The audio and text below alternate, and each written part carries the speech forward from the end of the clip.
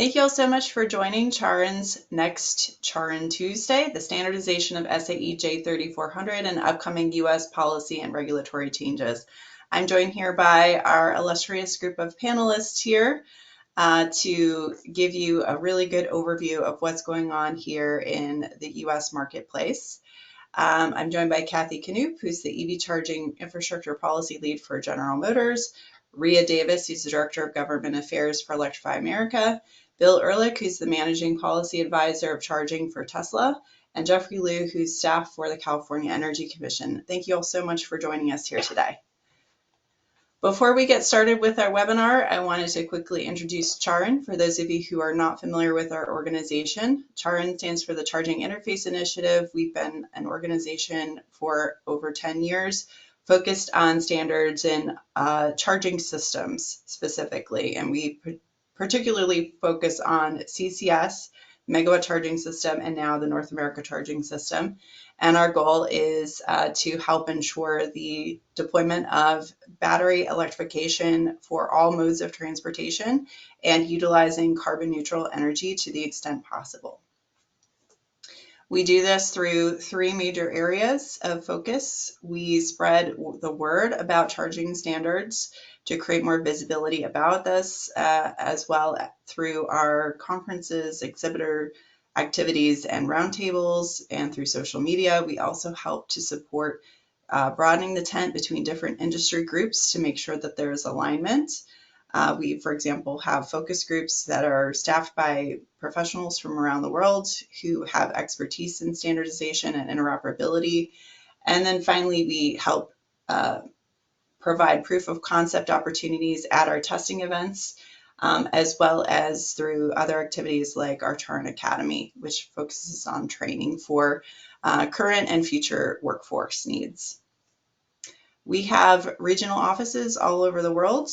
We have over 300 member organizations who are participating in CharIN, and our membership continues to grow as electrification continues to take hold in many, not just on-road, but also off-road industries.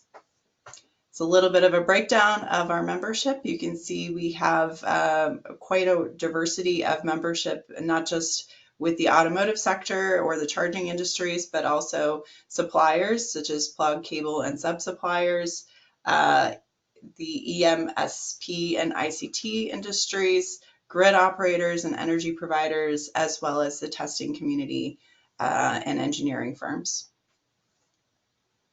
We wanted to encourage all of you to take our newest survey that's focused on SAE J3400 deployment. This is a very short survey, about 10 questions. It shouldn't take you more than a couple of minutes to complete, and will really help us provide some information and intelligence on how widespread the deployment of J3400 is so far, not just here in the US, but abroad, and in what industries. So if you could please take the survey, we would really appreciate it, and I will provide another prompt at the end. All right, with that, let's get started with the webinar itself. And I'd like to introduce Bill Ehrlich from Tesla, who will give us his perspectives. Bill, if you just let me know when you would like me to advance your slides, that'd be great. Sure. Thank you, Erica. And thank you for inviting me today and everyone joining to get an update on the J3400 standardization effort, also known as NACS. Next slide. So everyone's aware of Tesla and the supercharger network. It's been being built out since 2012. And Tesla's charging philosophy has been hyper-focused on the customer experience, just making sure there's sort of an understanding that for people to buy electric vehicles, they need to be able to charge them. They need to feel confident in charging them in sort of a simple, almost can't mess it up way. And for all of us who have been driving around and charging on different networks, sometimes it's a great experience and sometimes it can be a challenging experience. So the objective is really to just create a convenient and seamless charging experience that is always reliable. So, you know, some of the ways Tesla's done that is sort of a simple design, enabling plug and charge, so someone doesn't even need to go to an interface on the actual charger, keeping a really high uptime, increasing charging station size, so people are sort of guaranteed a spot, and then also including things like trip planning tools. Next slide. So these are just sort of the common discussion areas, some of the questions that come up most often as the other OEMs come onto the supercharger network and people adopt NACS, and some of that's being done through adapters in the near term. And then there's already vehicles on the road today with native J3400 charging inlets, and we're going to be seeing more of those in the future. And then also kind of one topic I want to touch on at the end is just J3400 in the context of medium and heavy duty, because that's increasingly a topic that comes up. Next slide. So here we have sort of a market adoption timeline of NACS, and a reliable nationwide network is sort of what everyone involved has been trying to achieve for probably longer than the past 5 years, but certainly in recent years. And I would say this, there were kind of two ways to do this. One would be for everybody to build out stations of CCS and NACS and kind of keep both connector standards going into the foreseeable future. But given the ubiquity of the supercharger network and the reliability, Tesla, in discussion with other OEMs going back all the way to 2022, sort of invited others to join the network and kind of figured out agreements that worked for everyone.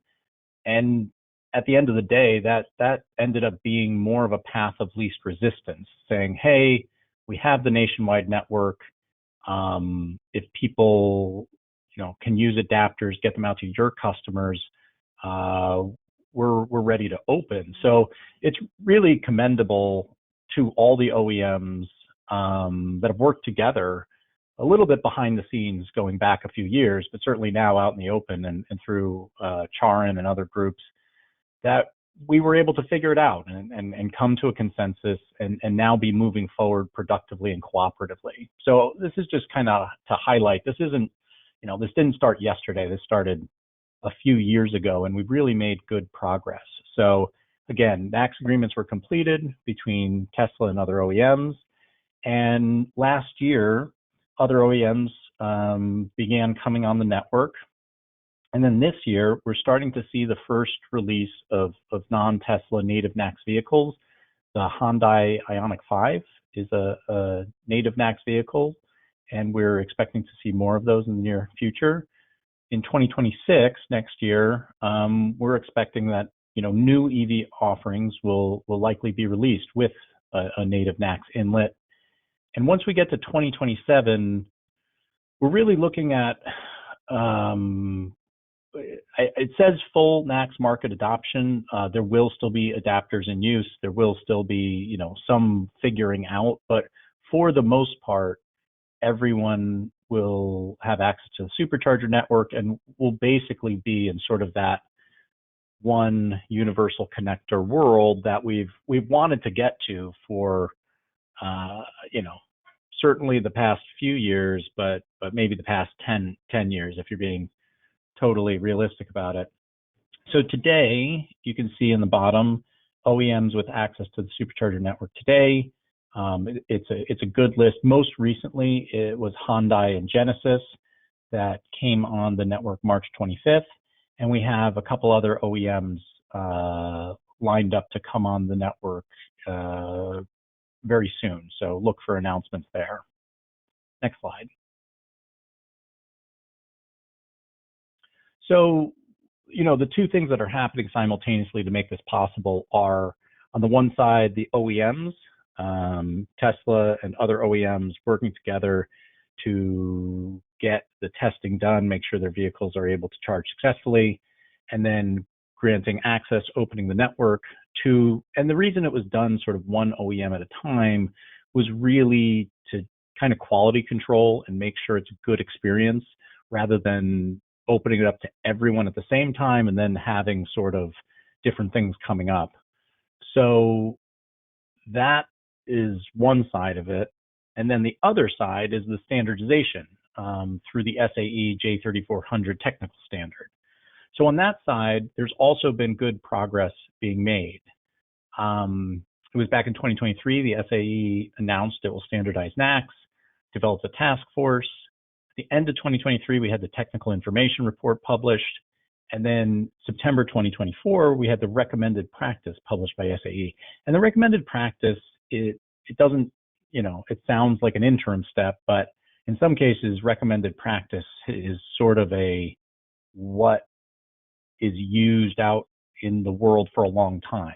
It's actually quite fully developed. So this year, we are expecting the full standard to be finalized through SAE, and going into next year, we should be in a world where we have the SAE J3400 standard finalized and also have everybody having access to the supercharger network. And then again, moving into 2027, I just pulled this from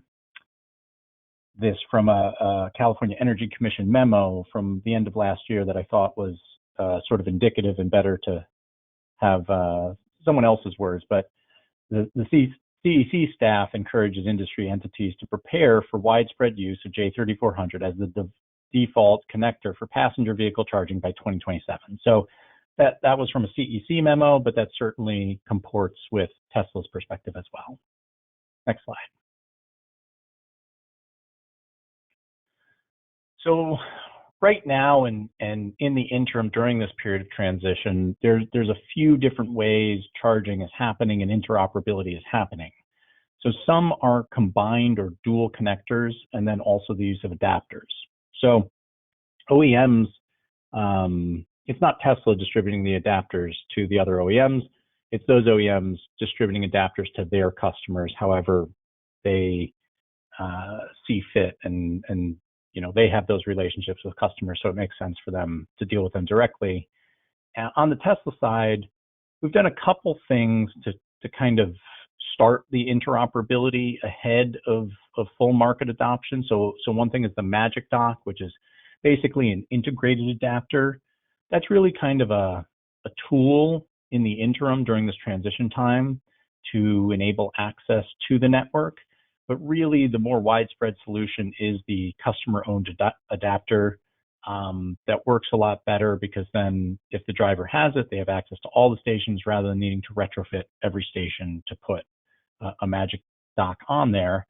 However, either way, whether it's the Magic Dock or the customer has their own adapter, it's the same app-based charging initiation.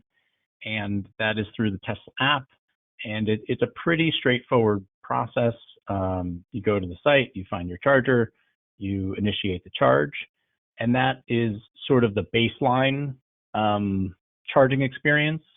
But plug and charge is sort of where we're headed with not just Tesla, but other OEMs as well. Ford and Rivian have already integrated plug and charge, and it is available to all of the other OEMs through an integration with ISO 15118-2. My understanding is the work is done on the Tesla side, so it is available, and it's just a matter of OEMs integrating that into their vehicle fleets. Next slide. So this is sort of just a high-level overview. Again, feel like it's important for people to hear, directly from Tesla about, our work with other OEMs and showing up to kind of explain what's been happening and how we're seeing this transition. I did want to mention that as medium heavy-duty applications continue to be more in the conversation, there we're looking at the megawatt charging system, which CharIN has done great work standardizing and moving forward over the past few years. So the J3400 technical standard and connector is only rated up to 1 megawatt, whereas the MCS, or the megawatt charging system, is rated up to 3.75 megawatts. So Tesla, in their own heavy duty applications, we'll be charging our trucks, fast charging our trucks at 1.2 megawatts. So we're already beyond the J3400 standard. And the only other thing I want to mention here is the plug on the left, you may have seen, that's an early variant, and that is what's been used on some Tesla semis that have been deployed today. But that's an early variant of the megawatt charging system. So version 2.4. Where the industry is headed is on the right there, megawatt charging system version 3.0, which is what's in the process of being finalized and standardized. I just kind of wanted to put people's minds at ease that we are not going our own way and going right back into a multi-connector situation in medium heavy duty. It's just that an earlier variant was used ahead of the final variant being available. So that's my time and presentation, and there'll be time for panelist questions at the end. But thank you again for listening and inviting me to the webinar. Of course, you had one more slide. I didn't know if you wanted to go through that too, Bill. Oh, these are just some conclusions, kind of going back over the high points of what I had gone through. Just that we're kind of getting to where we all wanted to be in a universal connector world. And there is a photo there of the Hyundai Ioniq 5 with the native J3400 inlet, which I think is very exciting. Yeah, that's something you can buy today, right? Yes. And maybe the last thing I'll mention, the only point there that maybe I'll mention, it kind of was touched on with the CEC quote in the one slide, but incentive programs are now adjusting to market development and sort of considering J3400, if not as the default, at least opening incentive programs so that there's flexibility, CCS and J3400. So that's something else that on the regulatory side is certainly top of mind for me as we move into this, just kind of transition the market. Great. Thank you so much, Bill. We really appreciate your comments. And yes, we will be taking, I see some questions already. We'll be taking all those questions at the end. With that, let's move on to our next presentation from Kathy Knoop from General Motors. Kathy, take it away. Hi, everybody online. Thank you so much for joining us today. I have been invited on to speak from one of the perspectives of the OEMs that Bill talked about. We have all joined this idea, which has been talked about for years. I mean, since EVs and this latest generation of electric vehicles in 2010, 2011, talking to regulatory agencies across the states, be it my former role in the utility world or my role at General Motors, is, why do we have all these connectors? Which one is the right connector? Are they going to change connectors again in 5 years? We're going to go through all of this again. And I think it's taken a while, but we're now coalescing on one connector for the light duty. We still have CHAdeMO in the market. We still have CCS in the market. And these are legacy connectors that are going to be needed for a while, but they are going to be phased out. And we're going to have adapters to do AC to DC, or I'm sorry, AC charging from NACS to J1772, as well as DC charging from NACS to CCS1. So let me talk a little bit about that. Yes, Kathy Knoop. I'm infrastructure policy for General Motors, and I did want to say Happy Earth Day to everybody. I know there's a lot of cool events and ride and drives and things going on around the nation. So I hope some of you get the opportunity to either participate today or manage to do something fun this weekend. So next slide. One of the things I wanted to mention that's really significant for General Motors is the fact that we've got about 15 different electric vehicle models on the market today. With that, they are all currently on a CC1 connector, but they will be starting to change over. And as Bill mentioned, most new EVs getting produced over the next few years will also start coming with native NACS adapters. So we have a lot of vehicles already in the market with existing legacy inlets, but we are going to have even more vehicles coming out on the market with native NACS inlets as we move forward. So this is a need that we see for the industry and for regulators and for states and anybody that's involved in putting charging infrastructure out there to start considering how those connectors move to the one connector, the North American Charging System, or J3400. So you can go to the next slide. Right now, this was taken a couple months ago, so it may have changed a little bit, is the idea that there's actually quite a few Tesla DC supercharger ports out there already. There are even fewer on the CCS side, and that's going to continue to change. And this is another reason why having everybody switch over to where there's the most availability of those connectors, as well as massive,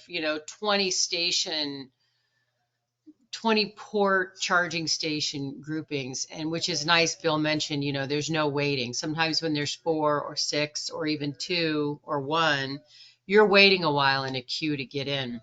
One of the opportunities to making it available to GM customers, that the Cadillac, the GMC, and the Chevy brands, to get to go to those Tesla stations, is there is going to be a little bit less queuing. But the idea that we've expanded it so much that you're not going to have to spend a lot of time searching for a station that's open, whether you go to an EVgo or Electrify America station or find a Tesla station or one of the other offerings.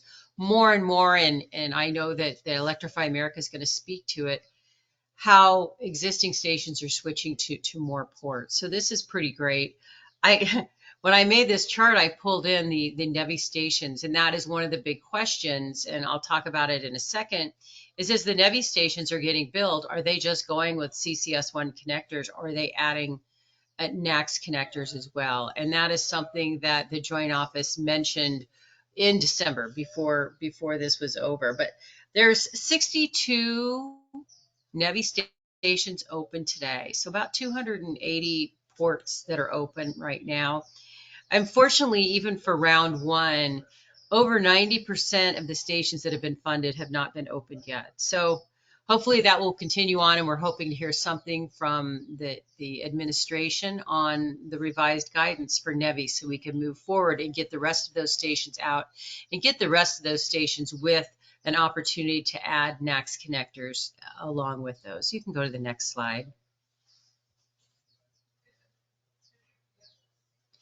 You've seen this chart and this design several times, but when we talk about us, I mentioned before, Cadillac, Chevrolet, and GMC electric vehicle drivers, we've added those 20,000 Tesla superchargers throughout the US and Canada to be available to ours. And Bill mentioned that 100% of the major OEMs in North America have talked about committing to the NACS standard, and how the final standard is expected to be available next year. But we are working with the recommended practice, which is something that most of the EV charging standards have been a recommended practice for many years. And it is certainly sufficient for automakers to be able to design those inlets, for charging station manufacturers to be able to design those ports and those connectors. So as we move forward, there's no reason not to technically move in that direction. Go on to the next slide. Talked a little bit about policies. The previous presentation on J3400, which was a few weeks ago with CharIN, was very technically focused. So I wanted to bring a little bit of policy to it. So sometimes the policy goes to a public comment period and we want to talk about it, and the regulators want to hear from us, from OEMs, from charging station folks, from people who are just driving EVs and really want to see a change.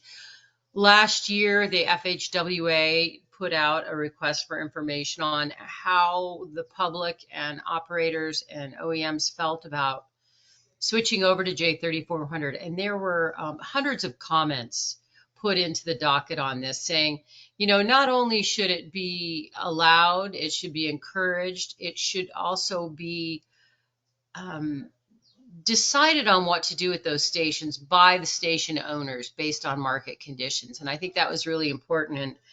And most of the philosophy behind that is operators know who's charging at their stations and what type of vehicles they have and how they want to use maybe adapters or if they want the native. So if there are a lot of vehicles that are coming there that are now having native NACS inlets, they're going to want to have more NACS ports than they will CCS ports. On the other hand, if there are still a lot of legacy vehicles in that area, they may want to stick with the CCS ports. But ultimately, it should be up to that station owner operator to decide how to do it. It was mentioned in the last presentation that swapping out cables just isn't as easy as unscrewing one and putting the other one in, because the stations themselves have a lot of electronics in that are going to make the difference. So something that the station owners really need to determine how it goes. We also want to be sure that formula funding can also be used to purchase integrated adapters. Bill spoke about the Tesla Magic Dock. That is one of them. ChargePoint also has a very special and unique process that they can use to pick either port. I believe it's called an Omni port, so either charger. Right now, there's 2 state proceedings. You're going to hear from Jeffrey Liu a little bit later to talk about California. But New York also, Public Service Commission requested comments. They had a technical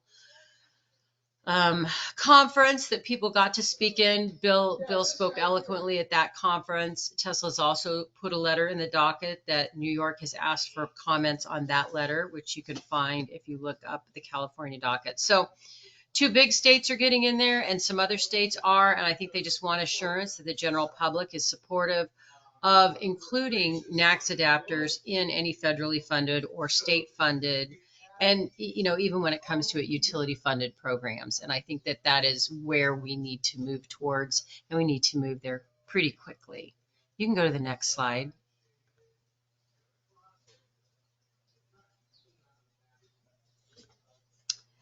So just to reiterate, these are some of the policy considerations I've thought. If those of you who are on the line are with utilities or regulatory bodies, keep in mind that recommended practice with SAE should be sufficient to allow for funding. You don't necessarily need the final version. NACS should be considered non-proprietary because it is, as you saw, all those automakers are allowed to use this Tesla supercharging stations in a staged process, and most everybody will be there by the end of next year. A lot of incentives, be them make-ready adapters, retrofits, permanent connectors. I do have an adapter. It looks very big showing it in this camera, but it's really not. It's about the size of my hand. Weighs about a pound and a half. And so it's pretty easy to use, pretty easy to keep in your car. Automotive manufacturers are testing them and designing them to be sure that they work with the vehicle that customers own. This one was provided by General Motors to go with my General Motors vehicles. Ford is getting adapters for their customers, and on and on and on. These should also be available for incentives. Station owners and operators, and I can't say this enough, they're really the ones best positioned to decide how that transition takes place, but allowing that to be part of any programs is just really key. I think that's my last slide, Erica. Great, thank you, Kathy. We really appreciate this overview, and I'm sure we'll have some more questions for you here shortly. Next, we would like to welcome Rhea Davis, who's the Director of Government Affairs for Electrify America. Rhea, take it away. Thank you, Erica. Hi, everyone. Happy Earth Day. My name is Rhea Davis, and I'm the Director of Government Affairs for Electrify America. Today, I'm going to speak about Electrify America by the numbers, our work on innovating within the EV charging space, including our plans for NACS deployment, and the challenges and opportunities we see in the market. Next slide, please. At a high level, Electrify America was built for the future of driving. We're the largest open hyper-fast charging network in the US, We deliver charging speeds of up to 350 kilowatts. We have roughly 4,800 chargers across more than 1,000 stations in North America. Our network is open to most EVs, over 70 plus models, including Tesla with an adapter. And we've been plug and charge enabled since 2020. Since our founding, Electrify America has focused on building an open and accessible charging network to help facilitate the adoption of EVs. In 7 short years, hundreds of thousands of EV owners have come to rely on successful charging experiences at Electrify America stations each week. In 2024, our network usage continued its strong growth path with an increase in customer charging sessions by 50% to over 16 million sessions in North America, and energy delivered increased by 65% to over 600 gigawatt hours as compared to 2023. To give you some context, I started at Electrify America in 2022, and that year we did just over a little over 5 million sessions and 175 gigawatt hours delivered.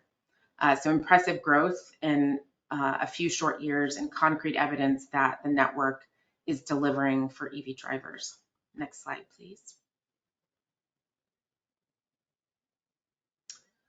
Electrify America remains committed to supporting the future of the NACS J3400 connector. We announced in summer 2023 that we would add the NACS connector to our network by 2025, and we remain steadfast in that commitment. Currently, we are piloting new station configurations that feature both CCS and NACS connectors in 2 locations, one in Orlando, Florida, and the other in Waterford, Connecticut. These chargers can also charge 2 vehicles at the same time, whereas our current Gen 4 dispensers charge only 1 vehicle at a time. As such, these installations allow us to provide the same number of CCS charging cables that were previously at the stations, while also being able to test the NACS connectors. As we move through this pilot phase and continue down the implementation path, flexibility really will be very important, paramount. In fact, Electrify America will continue to provide CCS throughout its network as we transition to also support automakers adding NACS charging ports. Customer demand for NACS will be our driver. Next slide. This presentation would not be complete without me mentioning Electrify America's new technology campus. In fall 2024, we announced the opening of the new campus. The new and larger location, located near our headquarters in Reston, Virginia, just outside Washington, D.C., spans more than 32,000 square feet and allows for advanced validation and stress testing to ensure our charging equipment operates smoothly in diverse real-world conditions. The technology campus includes 2 labs, the new Center of Excellence, which opened in its original location in 2018, and the new Technology Development Lab, allowing Electrify America to further scale testing capabilities and analysis to help deliver a seamless charging experience to customers. The Center of Excellence focuses on hardware, firmware, and software testing, as well as interoperability testing with OEMs, including over 45,000 hours of testing with 25 plus automakers and 40 plus vehicle models. And the Technology Development Lab allows us to do enhanced validation testing and product qualification testing, stress testing, maximum power delivery and environmental testing, and product component testing to build learnings for the future. Historically, through our lab testing, Electrify America has accelerated the deployment of advanced charging technology, including 350 kilowatt charging speeds, liquid-cooled cables to achieve the highest charging speeds, plug-and charge ISO 15118 payment technology, battery energy storage systems, and our next generation chargers, which are purpose-built with 5 years of learnings to meet current and future demand for EV charging. As relates to NACS, we're currently testing with many OEMs to ensure that upcoming NACS offerings are fully interoperable with both our native NACS pilot sites as well as our full network of CCS chargers via OEM supplied adapters. Next slide.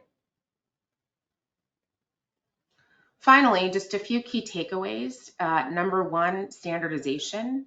We applaud the recommended practice designation and the work undertaken to get to this point. We believe finalizing SAE international standards will allow suppliers to feel comfortable with increasing their deployment of the NACS standard. Number two, charger testing. As I said, we have a great new facility. We're big on testing. And as I mentioned, we're testing NACS offerings in that environment. But creating a seamless charging experience involves testing equipment outside of our lab to get real world feedback. And this is where our new pilot sites are going to play a pivotal role in moving us down the NACS deployment path. Number three, policy consideration. Obviously, we have to get the policy right to keep forward momentum in the industry. My colleague that spoke previous to me, Kathy, talked about different funding opportunities, and Electrify America supports policy to allow funding eligibility for J3400.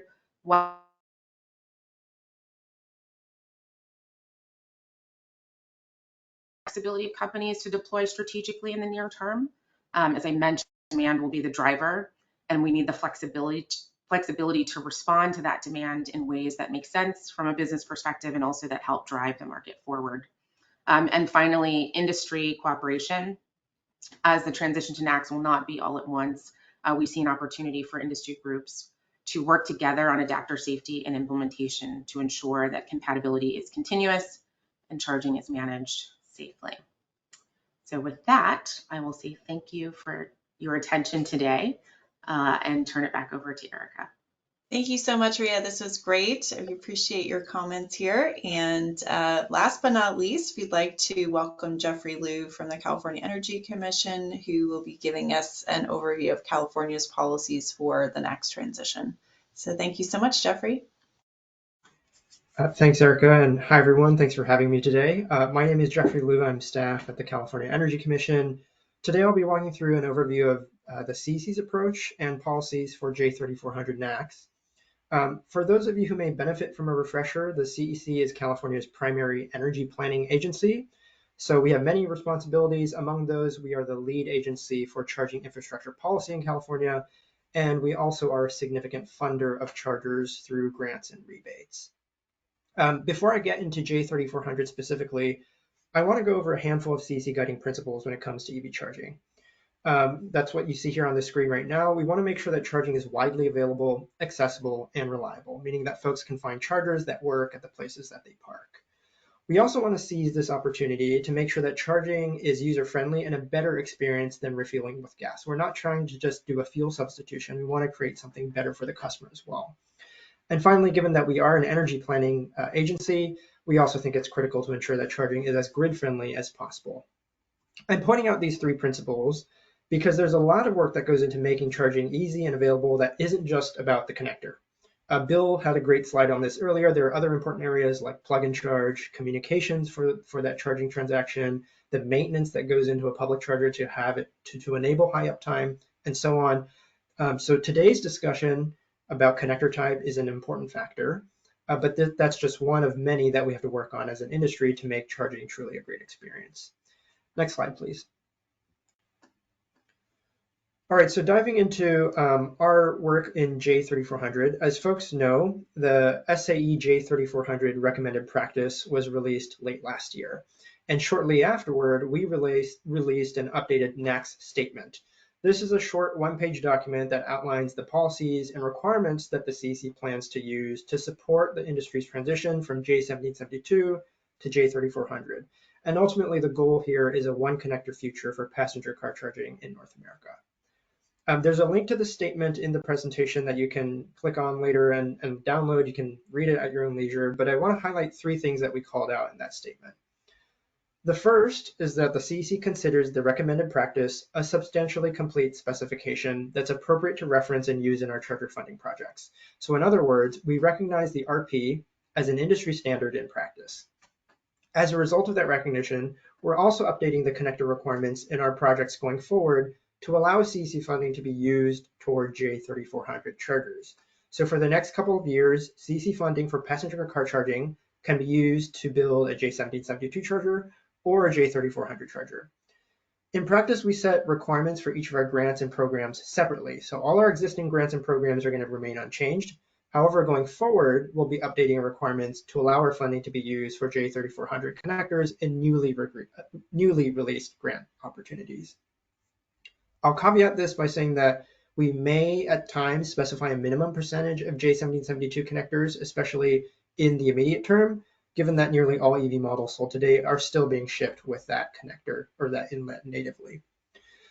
Finally, in support of that one connector feature that I mentioned earlier, at least for passenger car charging in North America, we're tentatively planning a full shift to J3400 around mid-2027. So in other words, after mid-2027, CC funding can only be used to build out a J3400 charger. This is currently our best estimate of when this transition can and should occur, and we may shift that up or down depending on the availability of J3400 on new products that are released by manufacturers. Next slide.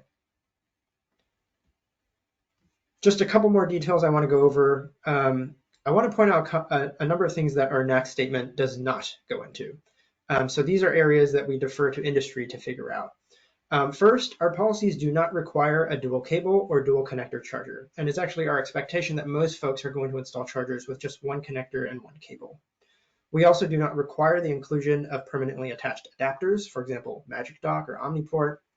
And finally, just on adapters generally, we don't encourage or discourage the use of adapters. Just as an example, I've pulled up the language that we used in a recent fast charging solicitation. So note here that it does require 50% of the connectors at a site to be J1772 or CCS1, and the remaining half may be either J1772 or J3400. That's up to the project developer's discretion. Next slide. All right, so that's actually all I had on J3400. Before I yield the floor and before we start our discussion, I do want to take a moment and invite folks to come and deploy in California. We recognize that there are various sources of headwinds in the industry today, but I want to emphasize that California remains committed to scaling EV adoption, and we actually recently approved over $1 billion in state funding to support new refueling infrastructure, including for EV charging. So we have existing AC charging, DC charging rebates. We have rebates for medium heavy-duty vehicle charging. If you're a charger manufacturer, make sure you meet our minimum requirements and enroll your equipment on our eligible equipment lists. There are links to all those here. If you want more flexibility beyond rebate programs, we have grant opportunities as well. And if you aren't seeking funding but just want to stay in touch and stay apprised of what's going on at the CEC, we do have email subscriptions that you can connect with as well. Thanks so much, and looking forward to the conversation. Great. Thank you so much, Jeffrey, and welcome all of our speakers back to share their screens and their mics. While we're waiting for that, if you guys want to, the folks that are online, take the survey, sharing this QR code again. We encourage everyone to download the survey and complete it for us. It's only about 9 questions and shouldn't take more than 2 minutes, and we appreciate your feedback on that. So with that, I am going to start off by saying thank you for everyone who has already contributed questions. We would encourage anybody that has some additional questions to type those into the question box that you'll see in the top right-hand corner of your screen. I see quite a few technical questions that have already come through, and I just wanted to alert you that we did have another webinar back on March 4th that was focused more on the technical parts of the conversation around SAE J3400. You can download that webinar without putting in any information. It's readily available on the CharIN website. The name of the webinar is SAE J3400 Overview, the next generation of charging in North America. So please, at your leisure, take a look at that, and hopefully some of your more technical questions will get addressed as part of that webinar. If not, we're happy to also answer any questions following this email, or sorry, following the webinar today. Just email us at northamerica@charin.global. So with that, I wanted to ask a few high-level questions for our speakers, and then I'll dive into some of these questions from the audience. The first question I want to ask is, specifically, you guys mentioned some best practices around policy and regulations, which we're all appreciative of from your insights there. But could you maybe specify some specific challenges you've seen on policy and regulations that could impede or delay the next transition that we should, as an industry, try to avoid? And I'll open that to anybody that wants to answer it.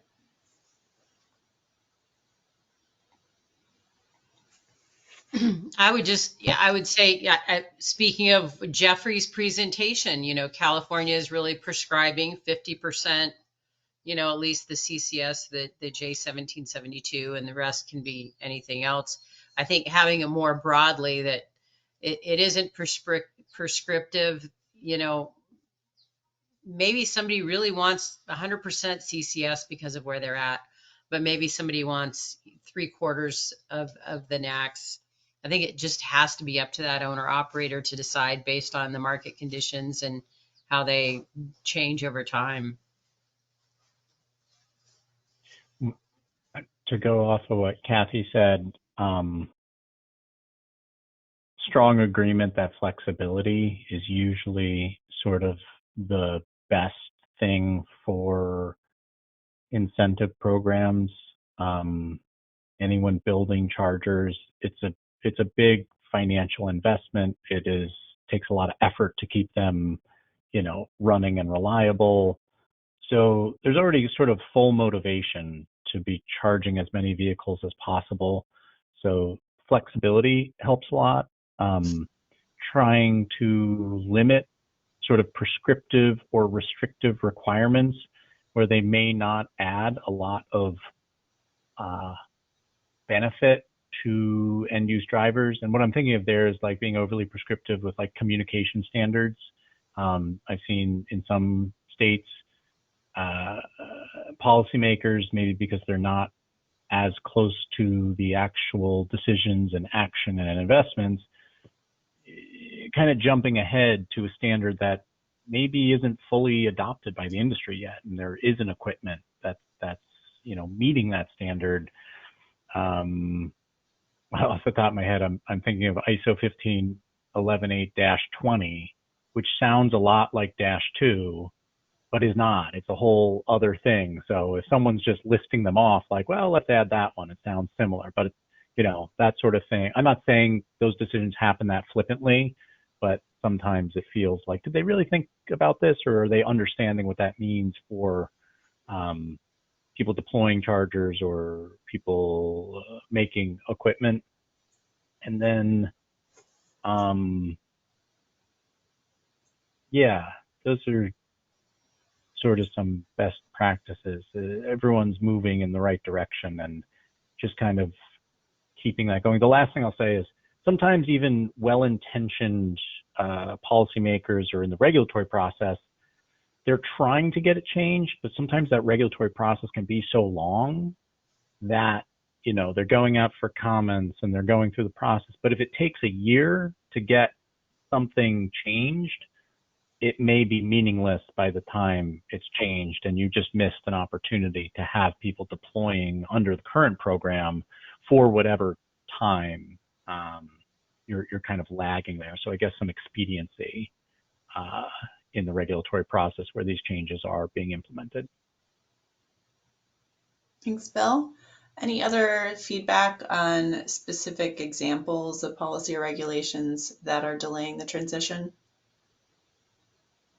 No specific examples, but I would just sort of underscore what Kathy and Bill said. As I mentioned in my presentation, customer demand for NACS chargers is going to drive our implementation. And so having the flexibility to be able to respond to that demand without requirements that may or may not be a little ahead of their time, I think having that flexibility is going to be super important for us. Thank you, Ria. All right, next question. What would you like policymakers and regulators to know about NACS that they may not know now?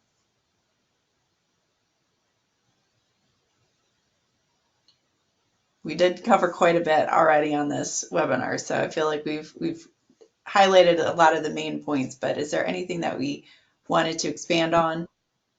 I would just reiterate, just going back to my history, talking to different regulatory bodies and hearing, because regulators, legislators, they don't do EV stuff all the time. Some of them might not be familiar with a lot of it. And Jeffrey, in California, you're blessed with folks that are deep into EVs, and most all policymakers and regulators are pretty familiar with it. But you go to places like Arizona or Kentucky or some states that maybe don't have the level of EV adoption of California or New York, and they're not. And so I just think that message to keep pounding home is we are going to the one standard. We are going to one standard.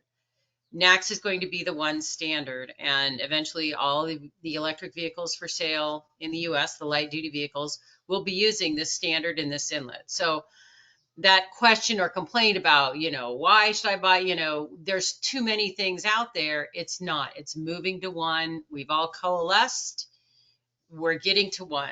And I would just want to pound that message home to our regulators who aren't, doing EV stuff every day. It comes up, once a year in the legislature, or, once a year or every few years at a rate case. So move into the one standard.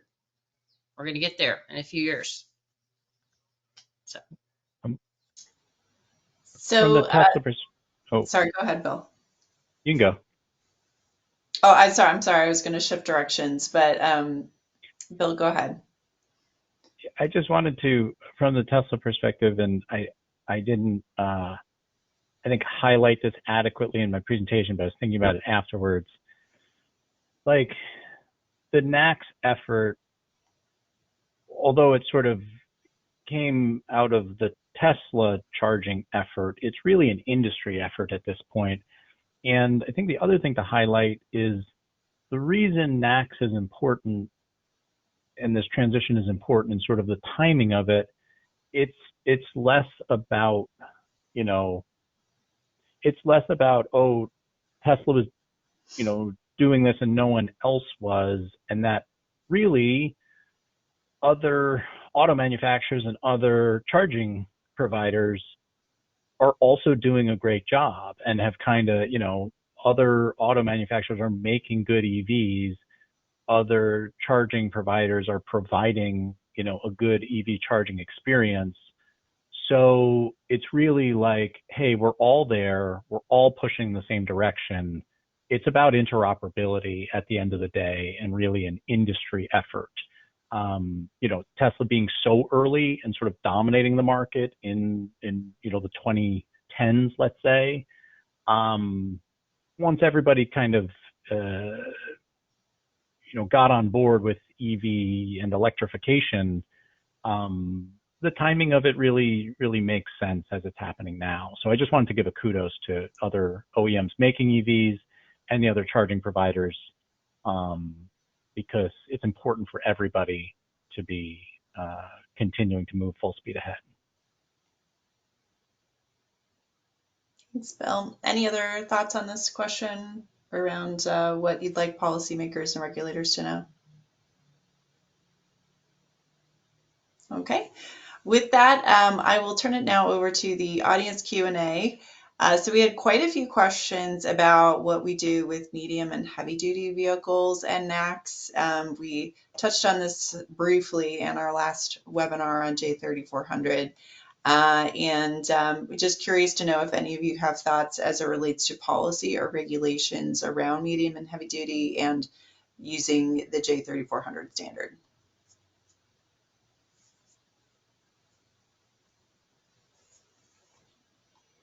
Well, we've funded a number of medium and heavy duty chargers in the past across many projects, and this often is use case dependent. I think, to Bill's point, for a lot of medium heavy duty vehicles, particularly on the heavier side, MCS is going to likely be the one connector to rule them all there. But historically, we've had like school buses that maybe don't have particularly long routes that are using 19 kilowatt chargers with J1772. Those could also be adequately served with J3400. And so I don't know that there's a one size fits all, an easy story to tell with medium heavy duty as there is necessarily with passenger car charging. So for, I was careful with the words to say one connector feature for passenger car charging in North America. We do not the CC does not necessarily think that there's a one connector feature for medium and heavy duty charging, given the diversity of use cases. Great, thank you for that feedback. Anybody else have some thoughts?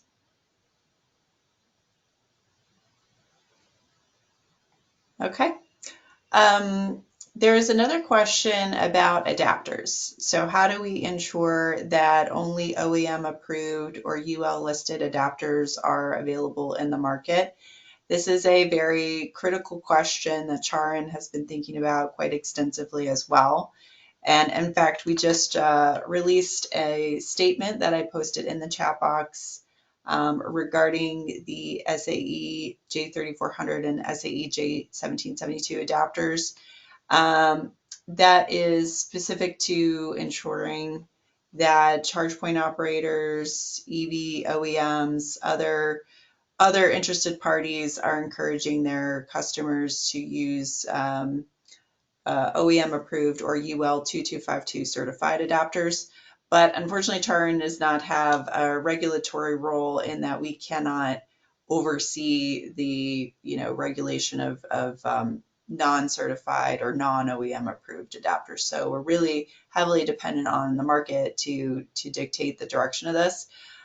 Just curious to know what Electrify America or Tesla or General Motors or even CEC is doing to help provide guidance and support customer decision making when it comes to the selection of safe adapters.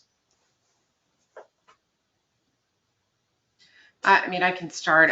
It's hard to I think it's going to be hard to ensure that there aren't uncertified adapters in the market. But what we have been doing, as I mentioned, is working not only on interoperability testing for our NACS chargers, but also for adapters, OEM supplied adapters, and working on standardization and testing for cables and adapters. So I think just continuing that work, continuing to try and educate customers. We have a lot of touch points and channels for communication with our customers. So to the extent that we can utilize those to push education around adapters, we'll also attempt to do that. And I would say GM really works hard on creating an integrated experience with our drivers and our My Brand app. So it would be like My Chevy app if you have a Chevy, or My Cadillac app. And within there, giving them strong instructions on how to order an adapter, and then how to put that adapter as listed within their app, which then sends them around to the right charging stations, the Tesla stations or any EA or EVgo stations that now have J3400 connectors, well, and frankly, all CCS ones, but to make sure that, they know that these things pop up when you have that adapter listed in there. So we don't try to make it hard for them to find a charging station, but it's more of a challenge to find a charging station if you don't have an adapter that's already been registered in your app. And that's, we really want the customers to buy them through General Motors because they have been safety tested for temperature, for connection, for everything. And, it goes back a lot of the work that EPRI did in the early days. You could buy a non-UL or fake UL stamped charge cord from Amazon, right? Everything's out there. You can get it. So educating our customers on how important it is to use the adapter that's been tested and certified by the OEM is key. And we're working really hard on that, as are the dealers when they sell the vehicles. Is there a role potentially at the state or federal level to support the use of OEM approved or UL 2252 adapters?